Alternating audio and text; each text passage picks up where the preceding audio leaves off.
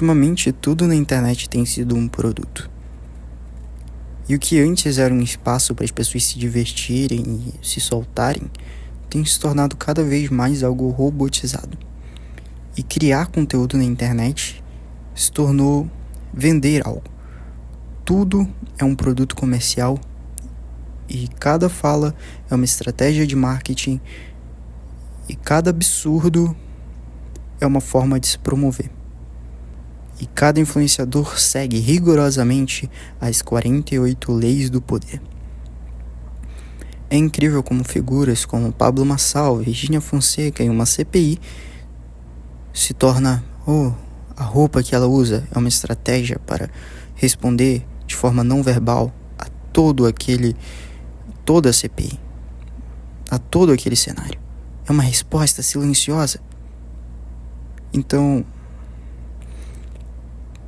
um coach surtou em meio a uma palestra, destruiu tudo, mas tudo aquilo era uma estratégia para se obter atenção e vender mais. E tudo se torna lucro. É fato que há muito tempo atrás, desde a época das cavernas, as pessoas se dividiam em grupos. Elas lutavam pelo poder. Elas se destruíam umas às outras por causa de divisões de grupos, por causa de divisões raciais, por causa de divisões ideológicas, de opinião, ou simplesmente por se comunicarem diferente. As pessoas se destruíam. Um humano acabando com o outro. Uma vida destruindo o outro pelo motivo mais supérfluo, mais idiota possível. De uns tempos pra cá, a gente tem visto isso como se fosse algo novo, como se a internet estivesse se tornando isso. Mas a real é que a internet surgiu como uma máquina, como uma arma de guerra. Tudo, desde o início, era uma estratégia. Era Estados Unidos contra a União Soviética. E os Estados Unidos utilizam a internet, a ARPANET, para facilitar as estratégias de guerra. Desde o início, tudo era uma estratégia.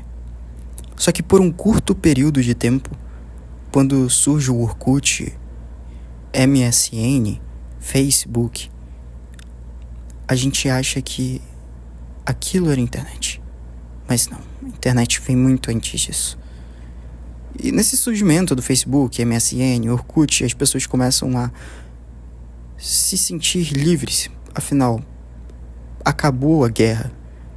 Acabaram as crises, com exceção da crise de 2009. Mas as pessoas finalmente estavam livres dessas polarizações ideológicas e dessas crises sanitárias e dessas guerras sem motivos. Tudo estava tão bom que as pessoas se acostumaram com aquele período curto e bom, como se a internet fosse aquilo, como se as redes sociais fossem aquilo. Só que em algum momento as pessoas começaram a observar e perceberam que era um ótimo lugar para vender, para publicar e vender.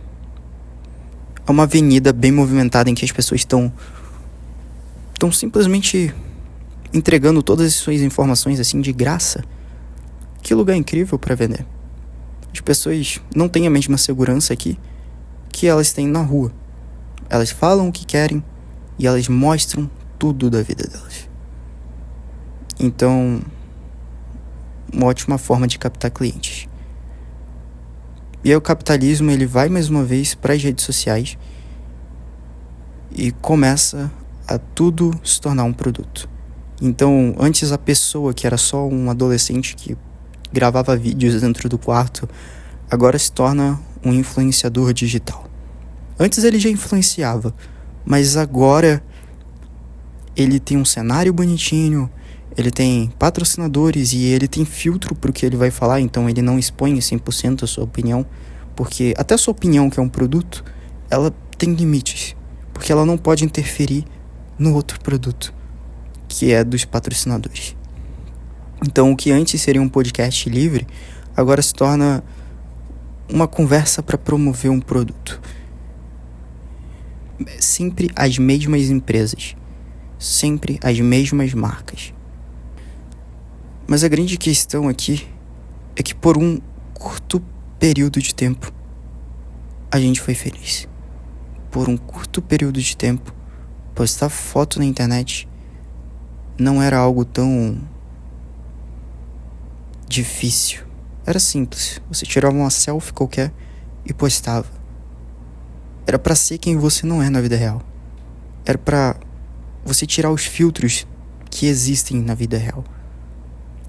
Na internet você tinha liberdade de ser quem você realmente é. Só que hoje o jogo mudou. Hoje a internet é um lugar tão ameaçador quanto a vida real.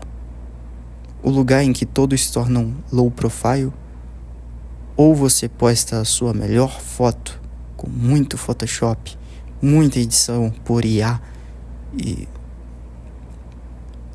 o Instagram se tornou um Tinder. O Twitter continua sendo o que era antes. Mas o grande ponto aqui é o seguinte: a gente se acostumou tão rápido com o período bom da internet, não da internet, mas das redes sociais, que hoje a gente sente saudade desse período, mas a verdade é que aquilo foi só um intervalo de tempo, até as empresas migrarem e tudo voltar como era antes. Tudo uma estratégia de poder, uma estratégia política, ideológica e de obter lucro. Realmente era muito legal quando os criadores produziam conteúdo de alta qualidade. Na verdade, muitas vezes era de qualidade duvidosa, mas ao mesmo tempo tinha um olhar mais artístico.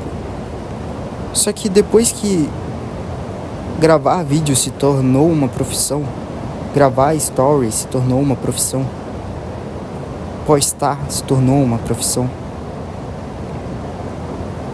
você não posta quando você quer, quando te vem uma ideia boa. Mas essas pessoas que antes postavam quando tinham inspiração, agora elas têm a obrigação de postar toda quarta, toda quinta, um dia sim, um dia não, ou todos os dias. E é claro, a qualidade cai consideravelmente. E é nessa corrida maluca pelo lucro, pelo dinheiro, que muitas pessoas veem uma oportunidade.